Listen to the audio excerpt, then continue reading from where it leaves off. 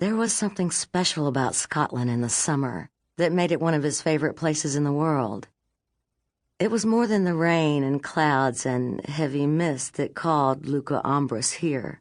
It was the taste of what had come before, a palpable history that flowed so vividly in his memory that sometimes he could close his eyes and hear the voices of people long gone, feel the impact and vibration of a sword in his hands during countless battles, smell the peat fires.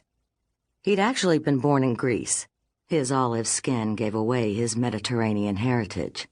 But he'd spent many more years in Scotland than he had in Greece, and was far more at home here. Greece was too hot and sunny. He much preferred cool, misty, foggy places. There were times when he craved the noise and movement and excitement of a city, but more often he preferred his own company and his own thoughts. If he hadn't been comfortable within himself, he'd have gone mad many centuries ago.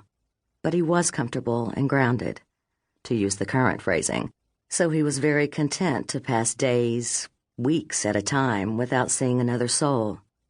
The trick was to live in the moment, to enjoy each successive year for itself, for the changes that came both slow and fast, and for the things that never changed. He enjoyed life and didn't necessarily require companionship. His home here in the Highlands was an elegant cottage with all the modern conveniences, far away from the larger cities.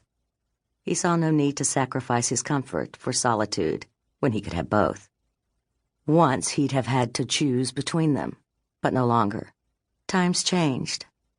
What good was living through the centuries if he couldn't enjoy all that was offered? The things he'd seen come into being during the past 150 years. Even he, who was seldom surprised by anything, had watched with bemusement as change piled on change. Electric lights, telephones, automobiles, airplanes. It was almost too much to take in, though he enjoyed them very much.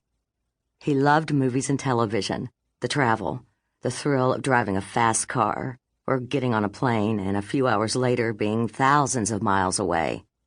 The humans had even managed to go into space. The audacity of such fragile creatures was either valiant or incredibly stupid. And despite 2 millennia studying them, he hadn't yet decided which it was. Both, perhaps. He had money, and he had time. If he was in the mood for city life, he stayed in his place near Seattle, Washington. When he wanted peace and quiet, he came here. In a while, he would tire of the quiet and move on. But for now, the solitude was as necessary to his survival as blood. Immortality didn't come without a price. Still, he never stayed in one place very long. Long being a relative term. A month might seem long to some, but to him, it was the blink of the eye, a heartbeat. It wasn't in his nature to nest. He was a hunter at heart, and he enjoyed the thrill of the chase even more than the inevitable end when the prey was his. One day soon, he would feel the call, or receive an actual call, and in a flash he would leave behind his beloved solitude to lose himself once more in the blood hunt.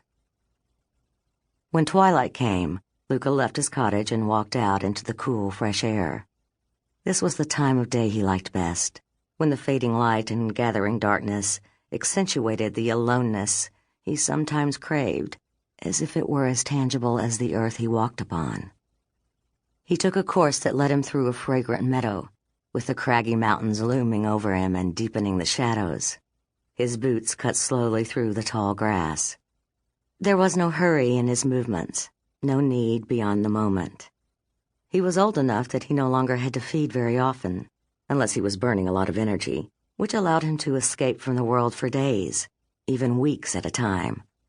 The hunger, the need, would eventually come, and when it did, he would feed. But he wasn't hungry tonight. Tonight, he was satisfied to walk these stark, dramatic hills and remember the battles that had been fought here. There was a lot to remember, because there had been so many battles, so many wars.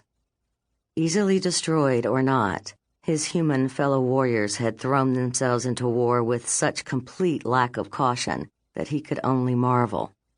It wasn't as if they didn't know they were mortal. They did.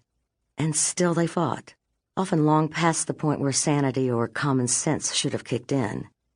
Even after centuries of watching them, preying on them, sometimes fighting beside them, humans could still bemuse him.